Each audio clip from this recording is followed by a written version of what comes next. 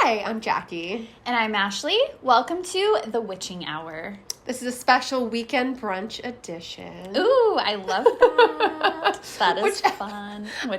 Is hilarious because y'all don't know when we're recording this. No, and you may not be listening to this on your weekend brunch time. But Not at all. if you wanted to, you could. I think that would be fun. It's true. We are. Brunch is amazing. Brunch is amazing. Yeah. I was going to be like, it's so underrated, but it's not. It's not actually at all. overrated. It's overrated. But we still like it. We still like it. How could you not? It's amazing. It is amazing. So yeah, Witching Hour is where we do short little mini witchy episodes on a specific topic, and we have something to drink. We try to wax poetic about what we have to drink, but we know nothing about it. That's right. And that's okay. Yeah. So Dumb Witch Club. Dumb Witch Club. Yeah, It's not, we are not experts on this. We never claim to be. You can't blame us. So what we're doing today, just for fun, is this. Okay, this is adorable. This is a beautiful bottle. Isn't it? Ventura Spirits, strawberry liqueur, and it has a lady taking a bath in like half a strawberry. That's so cute. Which means she must be a fairy or a magical person. Obviously. So we're going to try this with some Prosecco on top. And that is actually a very lovely brunch drink. Yeah, a little brunchy cocktail. Oh, goodness. And it's bringing in a little bit of warmth and a little bit of spring. Because we're dying for that right now. Absolutely true. Oh. Okay, I'm going to leave this. We're going to pour this. What are we talking about on this episode? We are talking about what to do when you are done with a spell. You are done with a simmer pot. You are done with something that you've manifested, something you've created. What do you do with it? Does this also cover, like, how do you know when a spell is done? Yeah. Yes. Okay. Let's... Yeah. How do you know and what do you do? Cheers. Oh, it smells so good. Ooh. It's very good. It's a subtle berry flavor on top of a lovely Prosecco.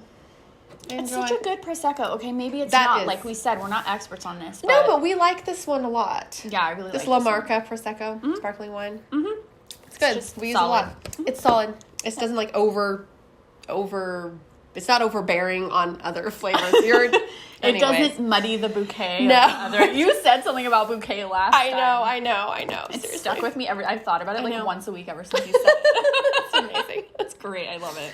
Okay, so when you're doing witchy things and you're doing spells and rituals, as you should be doing at your leisure and your choice. Yes. So I think that is a question. How do you know when a spell is done? Like if you're using materials. Yes. So what's a simmer pot, first of all? A simmer pot, it's a pretty common one. And sometimes people use these in like non-witchy related practices. But it's basically a pot you either have on your stove or you can do it in a cauldron. I have like a little mini cauldron that I put a tea light underneath.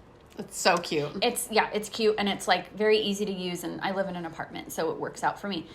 You put ingredients in different intentions depending on the season or kind of what you're trying, like the energy you're trying to bring into your home. You combine them and you literally let it simmer and you sort of let the aroma go into your space. And you focus on bringing those energies into your space, right? Yes. But then you turn off the heat or, the candle goes out and then that's done. And then you have a pot of water with stuff in it. Yes. So to answer the question, how do you know when it's done? Yeah. If you're using a tea light, or any spell that you're doing with any kind of candle, when the candle goes out, if you can let it run all the way out, then that's when your spell is done. Right. Right? Yes. So there's one way to know. There's one way to know if you can do that. Yes, right? and some can, depending on how big your candle is and things like that, or how much time you have. So what's another way to know? People might get upset at me for saying this, and if you do get upset, it's okay, I understand, but this is where I'm going to give you an answer, but you have to kind of do the work yourself. I can't give you some type of magic answer because I don't have it. I just don't. I have it for myself, but I don't have it for you. And this is where you need to really tap in to your intuition to know, okay, does this feel complete? Do I feel completeness here? If you don't know, then maybe it's not complete. You can also, one of the things I really like to do, which resonates with some people, is be open to signs that tell you that, right? So be open to your angel numbers. which we can talk about at another time. Be open to... I'm going to write that down. Yes. Be open to those signs that you look for to show you maybe it corresponds with, you know, the intention behind what you created. Maybe it corresponds with the season. I don't know what it is, but you know what you're looking for. If those signs appear, you see them, perfect. We're done here. Yeah. That is excellent. I love that. I also think sometimes if you're using ingredients, like if you're using like a sprig of fresh rosemary, for example, and especially in a simmer pot, when it looks like it's done, like it's not food, it's not like you're going to eat it, but food tells you when it's done. Yeah. Like I cook a lot, and this is what I tell people, food will tell you when it's done. Yeah. So it's the same thing. Your simmer pot or your spell ingredients, I feel like they will tell you when they're done. You look at them and you say, yeah, that lemon is dried out, or that sprig is, you know, wilted, correct. Yeah. Yes, exactly. Yeah. And I think, yes, that's absolutely true. Like that, it's your intuition, but I'm so glad you brought that up too, because it's not just that, it will actually tell you. Yes, and you like still you'll see the evidence. Use your intuition too. You look at it and you judge it and you say, does that look done? Does that feel done? Is it telling me that it's done? Mm-hmm. Yeah, absolutely, definitely. Yes. So when your spells are done, yeah, then what do you do with that stuff? Yeah, because people feel very hesitant about just tossing it or something, which I understand because there was intention in it. But I think also to your point, Jackie, it will tell you when it's ready. And just remember, these things are tangible items, but they are symbolic. They're representing the energy and the intention you put behind them. We've said this a bunch of times.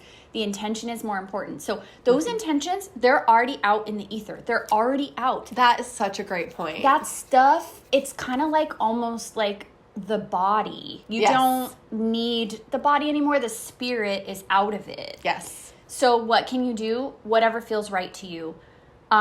You can, I like to bury the items, which is kind of like that ashes to ashes thing. It's like returning it to the earth. Yes. You like to do something different sometimes. Well, it depends on what the materials are. Yeah. I'm a big fan of burning and literally making ashes and then spreading that into the, ground or into the soil. Absolutely. But depending on what the materials are, sometimes it doesn't lend to that. And so then in that case, I do like to bury things as well. Yes. Or even just laying things out in a way that they're going to decompose. Like if I use lemons, if you have, again, a yard or space where it's not going to be, get gross, I will just put them in the planter and just let them kind of be and sit. Absolutely. And sometimes a little critter will come and move them and find them, and I think that's fine. Because it's repurposing it, right? Exactly. And if you can repurpose them in any way, you can. Like if there's anything that's salvageable, certainly do so. If you can repurpose it, that's fine. I mean, I feel like that's fine because you should be cleansing and kind of putting intention into things as you redo them anyway. So I think that's okay to do. I also think that if you don't have a yard or you can't do that, like you could compost the items too, if you have like a way to do that. It's the same thing. It's the same thing. Doing it in a container. Yes. You can do that. What about though when you feel like it's done, your intuition told you that, you did everything we just said, but the thing that you wanted or the thing that you put out there, it didn't happen. You want to redo your spell. Because we have talked about that too. You can. You want to redo it. Is it, did I mess up by like getting rid of that stuff or what happened there? No. So what I would say happened there is, it wasn't the timing. It wasn't being answered or in the way that you wanted. Either you have to let go of that request, but that's a different story. But to answer the direct question, you can redo a spell. You should almost always, in my opinion, use new ingredients when you redo a spell. Okay. I love that. So just because I got rid of that stuff doesn't mean I can't do it again. No. In fact, it's better that you got rid of that stuff if you want to do it again. I love that. Yeah. That's super helpful. Yes. So I think those are all the burning questions about how do you know when a spell is done and then what do you do with it when it's done. So if you have any more questions, pop them in the comments. Shoot us a message. We'll try to address what it is. But remember, we don't have the magic answer for you. You have the magic answer for you. That's right. But sometimes it's nice to get reminded of that. Yeah. Maybe have some Prosecco while you're doing it. It always helps. Everything. Cheers.